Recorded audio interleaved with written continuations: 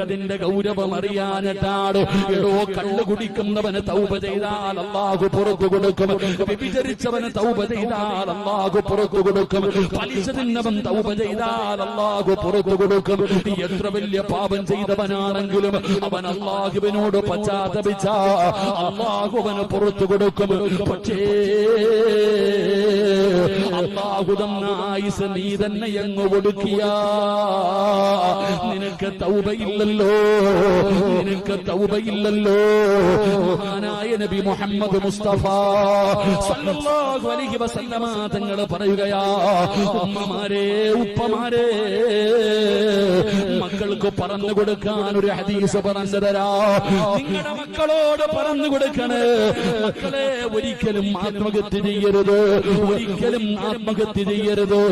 കാരണം ആത്മഹത്യ ചെയ്താ അവന് സ്വർഗ്ഗം ഹറാമാണെന്ന് ആദരവായ പ്രവാചകൻ നബി മുഹമ്മദ് മുസ്തഫ സല്ലല്ലാഹു അലൈഹി വസല്ലമ തങ്ങൾ